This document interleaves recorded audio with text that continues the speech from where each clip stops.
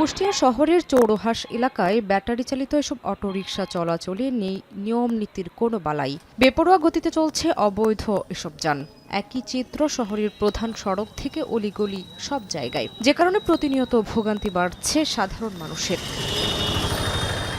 চালকদের নেই কোনো বৈধ লাইসেন্স বা প্রশিক্ষণ, যে কারণে প্রতিনিয়ত ঘটছে ছোট বড় দুর্ঘটনা। আগে জব করতাম, জব ভালো লাগে না, তাই গাড়ি চালাচ্ছি। আমার প্রশিক্ষণ আছে, আমি ধরেন 30 বছর গাড়ি চালাই।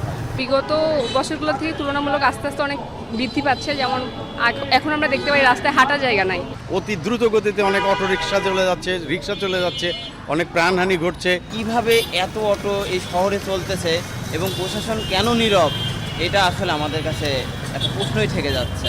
আমাদের পৌরসভাতে লাইসেন্স সারা 3000, গতবার কিন্তু 500 লাইসেন্সও যায়নি আমার মতে। গাড়ি ধরেন 12,000 11,000 উপরে গাড়ি চলে। এই যে বাইরের থেকে গাড়িগুলো আসে, আমার শহরের লোক 4 বছর, এদের আমার হাতে কিন্তু আমার লাইসেন্স পাবে। যত্রতত্র যানজটের সৃষ্টি করে অদক্ষ চালকরা ঝুঁকির মুখে ফেলছেন পথচারীদের। এসব অটোরিকশা নিয়ন্ত্রণে নিয়মিত নজরদারির দাবি নিরাপদ সড়ক চাই সংগঠনের। সর্বোচ্চ 3000 পর্যন্ত অটো লাইসেন্স দেওয়ার কথা পৌরসভাকে, কিন্তু সেখানে অনলি 400 লাইসেন্স হোল্ডার অটো রয়েছে, বাকি সব অটো অবৈধভাবে। পৌরসভা কর্তৃপক্ষ বলছে অবৈধ এসব যানবাহনের বিরুদ্ধে অভিযান চলছে, তবে খুব শিগগিরই আরও জোর ব্যবস্থা নেওয়ার কথা জানিয়েছেন লাইসেন্স পরিদর্শক। যারা অটো চালক আছেন তারা লাইসেন্স রিনিউ না করার কারণে আমরা তাদের বিরুদ্ধে ব্যবস্থা নিতে পারছি না। এটা আমাদের প্রশাসক মহোদয় এই বিষয়ে খুবই স্ট্রিক্ট এবং তার নির্দেশক্রমেই আমরা কয়েকবার গাড়ি ধরেছি এবং ব্যবস্থাও নিয়েছি।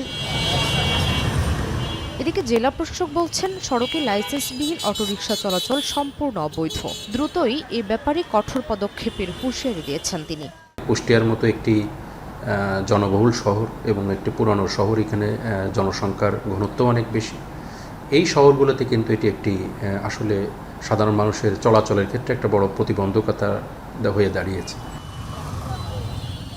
পৌরসভার তথ্য অনুযায়ী শহরে বৈধ অটোরিকশা মাত্র 464টি, অথচ প্রতিদিন চলে 10 থেকে 12 হাজারের বেশি অটোরিকশা। এখন কুষ্টিয়া।